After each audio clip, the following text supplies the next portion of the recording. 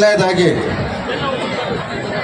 3ನೇ ವರ್ಷದ ಈ ಸ್ವಾತಂತ್ರ್ಯ ದಿನಾಚರಣೆ ಕಾರ್ಯಕ್ರಮದಲ್ಲಿ ನನ್ನ ಭಾಗವಹಿಸಲು ಅವಕಾಶ ಮಾಡಿಕೊಟ್ಟಿರ್ತಕ್ಕಂಥ ತಾಲೂಕಿನ ಎಲ್ಲ ಸ್ವಾಭಿಮಾನ ಮತದಾರ ಬಂಧುಗಳಿಗೆ ಈ ಸಂದರ್ಭದಲ್ಲಿ ನಾನು ಅವರಿಗೆ ಧನ್ಯವಾದಗಳನ್ನು ಹೇಳ್ತಾ, ಏನಿವತ್ತು ನಮ್ಮ ಭಾರತ ದೇಶದಲ್ಲಿ 145 ಕೋಟಿ ಜನಸಂಖ್ಯೆ ಇವತ್ತು ನೆಮ್ಮದಿಯಿಂದ ಇರಲಿಕ್ಕೆ ಕಾರಣ ಈ ದೇಶಕ್ಕಾಗಿ ಹಲವಾರು ಮಹಾನ್ ನಾಯಕರ ಒಂದು ಹೋರಾಟ, ಅವರ ಒಂದು ತ್ಯಾಗ, ಅವರ ಬಲಿದಾನ, ಅವರ ಒಂದು ಕಣ್ಣೀರು, ಈ ಒಂದು ನಮ್ಮ ಸ್ವಾತಂತ್ರ್ಯಕ್ಕಾಗಿ ಒಂದು ನಾಯಕತ್ವವನ್ನು ವಹಿಸ್ಕೊಂಡಿರ್ತಕ್ಕಂಥ ಮಹಾತ್ಮ ಗಾಂಧೀಜಿಯವರು, ಸುಭಾಷ್ ಚಂದ್ರ ಬೋಸ್ ಅವರು, ಲಾಲ್ ಬಹದ್ದೂರ್ ಶಾಸ್ತ್ರಿ ಅವರು, ಡಾಕ್ಟರ್ BR ಅಂಬೇಡ್ಕರ್ ಅವರು ಮತ್ತು ಹಲವಾರು ನಾಯಕರುಗಳು ಒಂದು ಶ್ರಮದಿಂದ ಇವತ್ತು ಈ ದೇಶದಲ್ಲಿ ಪ್ರತಿಯೊಬ್ಬರು ನೆಮ್ಮದಿಯಿಂದ ಬದುಕಲಿಕ್ಕೆ ಕಾರಣ.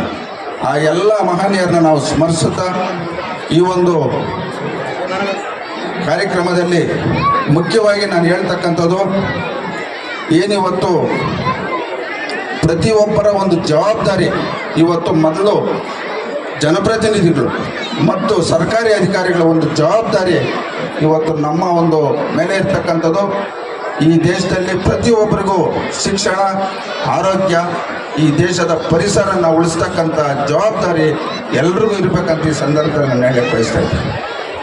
ಇವತ್ತು ಪ್ರತಿ ತಂದೆ ತಾಯಿಗಳು ಅವರ ಮಕ್ಕಳ ಮೇಲೆ ಒಂದು ನಂಬಿಕೆ, ಅವರ ಮಕ್ಕಳ ಮೇಲೆ ಅವರಿಗೆ ಒಂದು ಉತ್ತಮ ಭವಿಷ್ಯವನ್ನು ರೂಪಿಸ್ಬೇಕಂತ ಏನಿವತ್ತು ಆ ತಂದೆ ತಾಯಿಗಳು ಆ ಮಕ್ಕಳ ಮೇಲೆ ಒಂದು ನಂಬಿಕೆಯನ್ನು ಇಟ್ಟಿರ್ತಾರೋ, ಆ ನಂಬಿಕೆಯನ್ನು ಪ್ರತಿ ಮಕ್ಕಳು ತಾವು ಈ ಒಂದು ಸಮಾಜದಲ್ಲಿ ಒಂದು ಉನ್ನತ ಸ್ಥಾನಕ್ಕೆ ಹೋಗ್ಬೇಕಾದ್ರೆ ಪ್ರತಿ ವಿದ್ಯಾರ್ಥಿಗಳು, ಪ್ರತಿ ಮಕ್ಕಳು ಮೊದಲನೇದು ಮಾತೃದೇವೋಭವ, ಪಿತೃದೇವೋಭವ, ಗುರುದೇವೋಭವ, ಈ 3 ಜನ ತಾವು ಪಾಲನೆ ಮಾಡಿದಾಗ ಈ ಸಮಾಜದಲ್ಲಿ ಪ್ರತಿಯೊಬ್ಬರು ಒಂದು ಉನ್ನತ ಸ್ಥಾನಕ್ಕೆ ಹೋಗ್ತಾರೆ. ತಾವೆಲ್ಲರೂ ಇದನ್ನು ಪಾಲನೆ ಮಾಡ್ಬೇಕಂತೇಳಿ ಈ ಒಂದು ಕಾರ್ಯಕ್ರಮದಲ್ಲಿ ಎಲ್ಲ ಮಕ್ಕಳಿಗೆ ನಾನು ಈ ಸಂದರ್ಭದಲ್ಲಿ ಹೇಳಕ್ಕೆ ಬಯಸ್ತಾ ಇದ್ದೀನಿ. ಇವತ್ತು ನಮ್ಮ ದೇಶ ನಮಗೆ ಸ್ವಾತಂತ್ರ್ಯ ಬಂದಂಥ ಸಂದರ್ಭದಲ್ಲಿ ಈ ದೇಶದ ಜನಸಂಖ್ಯೆ 34 ಕೋಟಿ ಜನಸಂಖ್ಯೆ. ಆವತ್ತು ಈ ದೇಶದಲ್ಲಿ ಕೇವಲ 4% ಮಾತ್ರ ವಿದ್ಯಾಭ್ಯಾಸ ಮಾಡಿರ್ತಕ್ಕಂಥವ್ರು ಇದ್ದವರು. ಇವತ್ತು 79 ವರ್ಷ ಕಳೆದ ಮೇಲೆ ಇವತ್ತು ಸುಮಾರು 88% ಇವತ್ತು ವಿದ್ಯಾಭ್ಯಾಸ ಪಡೆದಿರ್ತಕ್ಕಂಥ ನಾಗರಿಕರು ಈ ದೇಶದಲ್ಲಿದ್ದಾರೆ. ಇವತ್ತು ಇಡೀ ಜಗತ್ತಿನಲ್ಲೇ ಅತ್ಯಂತ ಜನಸಂಖ್ಯೆ ಇರತಕ್ಕಂಥ ದೇಶ ನಮ್ಮ ಭಾರತ ದೇಶ. ಈ ದೇಶವನ್ನು ನಾವು ಮುನ್ನಡೆಸ್ಕೊಂಡು ಇಡೀ ಜಗತ್ತಿನಲ್ಲಿ ಒಂದು ಉನ್ನತ ಸ್ಥಾನಕ್ಕೆ ತರ್ತಕ್ಕಂಥ ಜವಾಬ್ದಾರಿ ಪ್ರತಿಯೊಬ್ಬರ ಮೇಲೆ ಇರ್ತಕ್ಕಂಥ ನಾನು ಈ ಸಂದರ್ಭದಲ್ಲಿ ಹೇಳ್ತಾ, ಮುಖ್ಯವಾಗಿ ಏನು ನಮ್ಮ ದೇಶದ ಪ್ರಧಾನಮಂತ್ರಿಗಳಾದಂಥ ನರೇಂದ್ರ ಮೋದಿಜಿಯವರು ಈ ದೇಶದ ಆರ್ಥಿಕ ಪರಿಸ್ಥಿತಿ ಇವತ್ತು 4ನೇ ಸ್ಥಾನಕ್ಕೆ ತಂದಿದ್ದಾರೆ. ಇವತ್ತು ಅವರ ಒಂದು ಸಂಕಲ್ಪ 2047ಕ್ಕೆ ವಿಕಸಿತ ಭಾರತ್ ಅಂತ ಒಂದು ಸಂಕಲ್ಪವನ್ನು ಮಾಡಿದ್ದಾರೆ. ಆ ಒಂದು ವಿಕಸಿತ ಭಾರತ್ ಅನ್ನೋ ಸಂಕಲ್ಪ ಇವತ್ತು ಇಡೀ ಜಗತ್ತಿನಲ್ಲೇ ನಮ್ಮ ಭಾರತ ದೇಶ 1ನೇ ಸ್ಥಾನದಲ್ಲಿರಬೇಕು. ಅದು ಆರ್ಥಿಕವಾಗಿ ಆಗ್ಬೋದು, ವಿಜ್ಞಾನ ಆಗ್ಬೋದು ಮತ್ತು ತಂತ್ರಜ್ಞಾನ ಆಗ್ಬೋದು, ಪ್ರತಿಯೊಂದರಲ್ಲೂ ನಮ್ಮ ದೇಶವನ್ನು 1ನೇ ಸ್ಥಾನಕ್ಕೆ ತಗೊಂಡು ಹೊರಡ್ಬೇಕಂತೇಳಿ ಪ್ರಧಾನಮಂತ್ರಿಗಳಾದಂಥ ನರೇಂದ್ರ ಮೋದಿಜಿಯವರು ಒಂದು ಸಂಕಲ್ಪ ಮಾಡಿದ್ದಾರೆ. ನಾವು ಸಹ ನಮ್ಮ ಒಂದು ಕ್ಷೇತ್ರಗಳಲ್ಲಿ ಅಕ್ಕಪಕ್ಕ ನಮ್ಮ ಒಂದು ಜವಾಬ್ದಾರಿ, ನಾವು ನಮಗೆ ಜನ್ಮ ಕೊಟ್ಟಂಥ ತಂದೆ ತಾಯಿನ ಯಾವ ರೀತಿ ಗೌರವಿಸ್ತಿರೋ ನಮ್ಮ ದೇಶವನ್ನು ಅದೇ ರೀತಿ ನಾವು ಗೌರವಿಸ್ಬೇಕಂತ ಈ ಸಂದರ್ಭದಲ್ಲಿ ಹೇಳ್ತಾ, ಏನಿವತ್ತು ಈ ಒಂದು ಕಾರ್ಯಕ್ರಮದಲ್ಲಿ ಅಚ್ಚುಕಟ್ಟಾಗಿ ಈ ಕಾರ್ಯಕ್ರಮವನ್ನು ನೆರವೇರಿಸಲು ತಾವೆಲ್ಲರೂ ಶ್ರಮಿಸಿದ್ದೀರ. ಈ ಒಂದು ಸಂದರ್ಭದಲ್ಲಿ ತಾಲೂಕಿನ ಎಲ್ಲ ಸರ್ಕಾರಿ ಅಧಿಕಾರಿಗಳಿಗೂ ಹಾಗೂ ಎಲ್ಲ ಶಿಕ್ಷಕರಿಗೂ ಮತ್ತು ಶಿಕ್ಷಣ ನಾನು ಧನ್ಯವಾದಗಳು ಹೇಳ್ತಾ ನನ್ನ ಮಾತನ್ನು ಮುಗಿಸ್ತಾ ಇದ್ದೀನಿ. ಜೈ ಹಿಂದ್, ಜೈ ಕರ್ನಾಟಕ.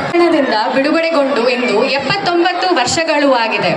ಇಂದು ನಾವು ಸ್ವತಂತ್ರ ಜೀವನ ನಡೆಸುತ್ತಿದ್ದೇವೆ ಎಂದರೆ ಅದಕ್ಕೆ ಗಾಂಧೀಜಿರವರು, ಭಗತ್ ಸಿಂಗ್ ರವರು, ಸುಭಾಷ್ ಚಂದ್ರ ರವರು, ಬೋಸ್ ರವರು, ಗೋಪಾಲ್ ಕೃಷ್ಣ ಗೋಖಲೆ ರವರು, ಡಾಕ್ಟರ್ BR ಅಂಬೇಡ್ಕರ್ ಅವರಂತಹ ಮಹನೀಯರ ತ್ಯಾಗ ಬಲಿದಾನವನ್ನು ನಾವು ನೆನೆದುಕೊಳ್ಳಬೇಕು. ಅಸಹಕಾರ ಚಳುವಳಿ, ಉಪ್ಪಿನ ಸತ್ಯಾಗ್ರಹ, ಕ್ವಿಟ್ ಇಂಡಿಯಾ ಮೂವ್ಮೆಂಟ್ ಹಾಗೂ ಮೊದಲಾದ ಚಳುವಳಿಗಳನ್ನು ಭಾಗ್ಯದ ಲಕ್ಷಾಂತರ ಜನಗಳು ನಮಗೆ ಮಾಡಿದ್ದಾರೆ. ಆ ಕಾರಣದಿಂದ ಅವರನ್ನು ನಾವು ಇಂದು ಸ್ಮರಿಸುತ್ತಿದ್ದೇವೆ. ಪ್ರಗತಿ ಸಾಗಿಸಬೇಕಾಗಿದೆ ಮತ್ತು ನಾವು ಯಾವ ದಿಕ್ಕಿನಲ್ಲಿ ಮುಂದೆ ಸಾಗಬೇಕಿದೆ ಎಂಬುದನ್ನು ಮತ್ತು ಇಂದು ನಮ್ಮ ದೇಶದಲ್ಲಿ ನಾವು ಯಾವ ರೀತಿಯಲ್ಲಿ ಪ್ರಗತಿ ಸಾಗಿಸಬೇಕು, ಬಡತನವನ್ನು, ಹಸಿವನ್ನು, ಅನಕ್ಷರತೆ, ಮಹಿಳಾ ತಾರತಮ್ಯವನ್ನು, ಮಕ್ಕಳ ಅಪೌಷ್ಟಿಕತೆಯನ್ನು, ಜಾತಿ ವರ್ಗ ತಾರತಮ್ಯಗಳನ್ನು, ಸಮಸ್ಯೆಗಳನ್ನು ನಿವಾರಿಸಬೇಕಾಗಿದೆ. ಇಂದು ಪ್ರಗತಿ ಹಲವು ಇಲಾಖೆಗಳಲ್ಲಿ ನಾವು ಬಹಳಷ್ಟು ಕಾರ್ಯಗಳನ್ನು ಮಾಡುತ್ತಿದ್ದೇವೆ. ನಮ್ಮ ರೆವಿನ್ಯೂ ಇಲಾಖೆಗಳಲ್ಲಿ ಮೂಲಕ ನಾವು ಭೂ ಸುರಕ್ಷಾ ಆಗಲಿ, ಭೂಮಿ ಆಗಲಿ, ಪಿಂಚಣಿ ಮತ್ತು ಡಿಬಿಟಿ ಕಾರ್ಯಕ್ರಮಗಳ ಮುಖಾಂತರ ನಾವು ಹೇಗೆ ಮುನ್ನಡಿಬೇಕೆಂಬ ಕಾರ್ಯಕ್ರಮಗಳನ್ನು ನಾವು ಹಮ್ಮಿಕೊಂಡಿದ್ದೇವೆ. ಪಂಚಾಯಿತಿ ಇಲಾಖೆಯಲ್ಲಿ ಜನರಿಗೆ ಪಾಲಿಸಿಗಳಾಗಲಿ ಮತ್ತೆ ಸೋಷಲ್ ಆಡಿಟ್ ಮುಖಾಂತರವೂ ನಾವು ಹಲವಾರು ಕ್ರಮಗಳನ್ನು ಮತ್ತು ಜನರ ಪಾರ್ಟಿಸಿಪೇಷನ್ ಅನ್ನು ಹೆಚ್ಚು ಮಾಡಿಸಲು ಕ್ರಮಗಳನ್ನು ವಹಿಸುತ್ತೇವೆ ಮತ್ತು ಆರೋಗ್ಯ ಸುಧಾರಣೆ ಮಾಡಲಾಗಲು ಕ್ರಮಗಳನ್ನು ವಹಿಸುತ್ತೇವೆ. ಈ ಪ್ರಗತಿಯಲ್ಲಿ ಜನಪ್ರತಿನಿಧಿಗಳ ಮಾರ್ಗದರ್ಶನ ಹಾಗೂ ಅಧಿಕಾರಿಗಳ ಸಹಕಾರ ಹಾಗೂ ಜನಸಾಮಾನ್ಯರ ಸಹಭಾಗ್ಯತೆ ಮತ್ತಷ್ಟು ಎಲ್ಲರೂ ನಮಗೆ ಒಗ್ಗೂಡಿದ್ದಾರೆ.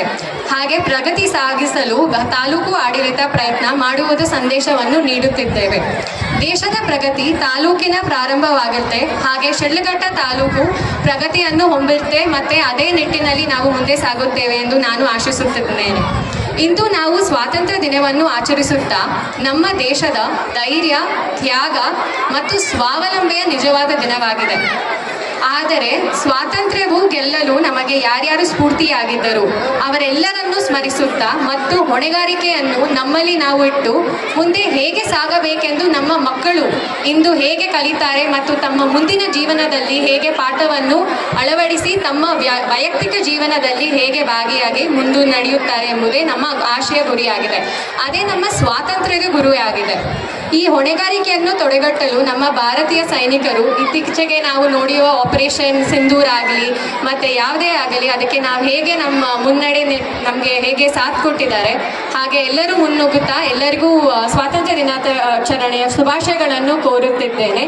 ಜೈ ಹಿಂದ್, ಜೈ ಕರ್ನಾಟಕ.